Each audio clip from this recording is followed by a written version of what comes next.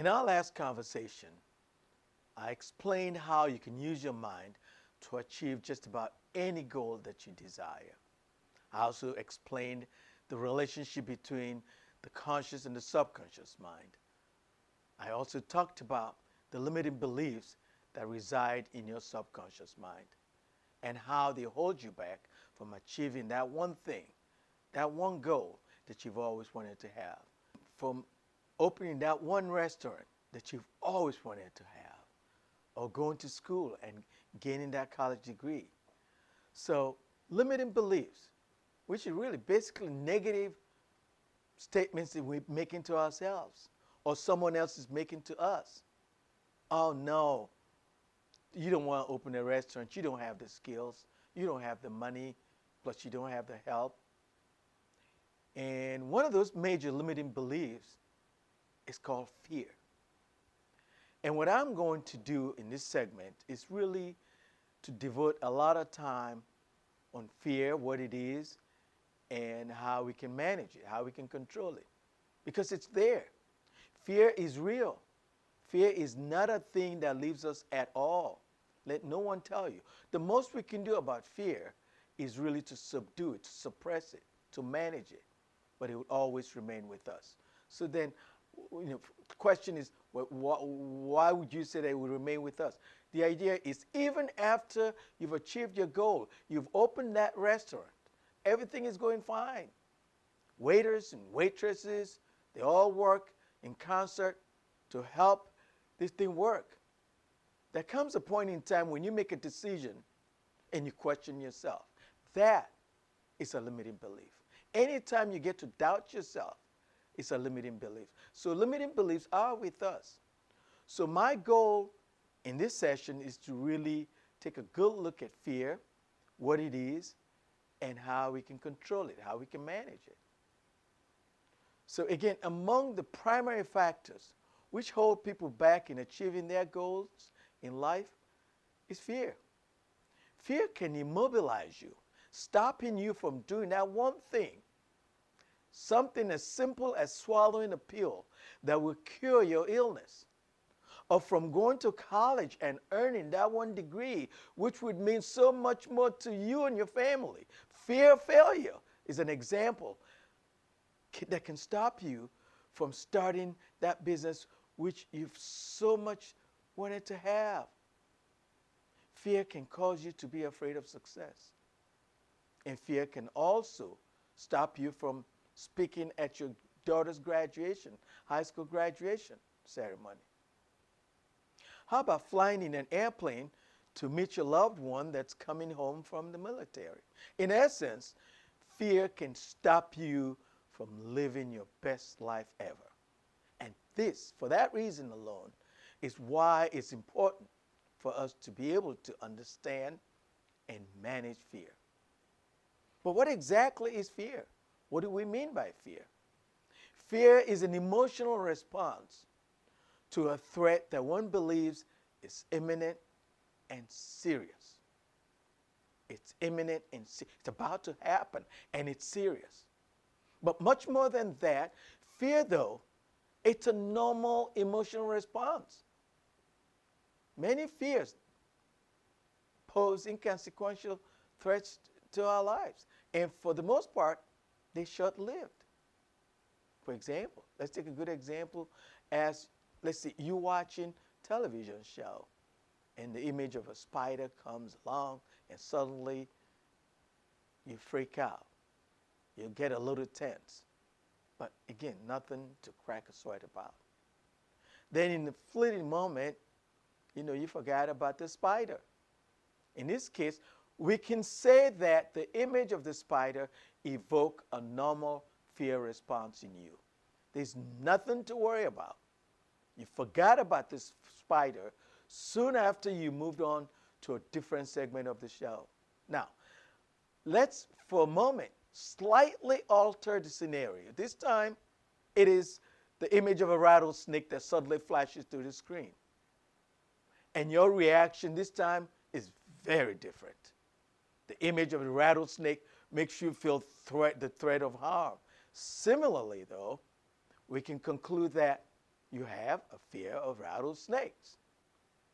So whether the object is real or, as in this case, imaginary, if the image poses a harmful threat, that will be categorized. We can say that that's fear. What would take this fear to a different level is a number of different factors, such as the duration of the fear, whether you will go all out of your way in the future to avoid, let's say, rattlesnakes and their images, and whether seeing rattlesnakes and their images will significantly impact your personal and professional life. For example, does the thought of a rattlesnake stop you from taking your family to the city zoo? That's something to think about. Another factor that can determine whether your fear is normal is whether your fear is disproportionately different from the actual danger posed by the image of the rattlesnake. So let's look again at some of these criteria that would cause us to look at fear differently. Again, A, the duration of the fear. Does the fear last long, months, and sometimes years? B, proportionality of the fear to the actual danger posed by the object of the image or the situation. Is the fear disproportionately stronger than the actual danger posed by the object or the image or the situation? Finally, the extent to which seeing the object or the image impacts your personal or professional life. Do you have to go all out of your way in the future to avoid the object of the image? And whether seeing the object of the image significantly impacts your personal or professional life. Now, when the fear you experience meets this criteria, we call it a phobia.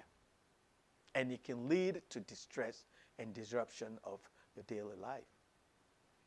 We call fears that meet this criteria phobia because the imagined threat is greater than the real threat posed by the specific situation, object, or the activity. Now, here's where we're headed. Phobias are diagnosed mental disorders. That means the mind. Phobias affect the mind. And that gives us a reason to try to understand them. So a phobia, again, one more time, is an irrational fear that leads one to a heightened state of emotional being. It is an anxiety disorder. In fact, the Diagnostic and Statistical Manual of Mental Disorders, the 5th edition, defines fear as an emotional response to real or perceived imminent threat, and anxiety as the anticipation of future threat. Again, because phobias are diagnosed by DSM-5 as mental disorders, it gives us the permission, it gives us a reason to try to understand these irrational emotions with the goal of mitigating their effects on our daily lives. We gotta find a way. We gotta live.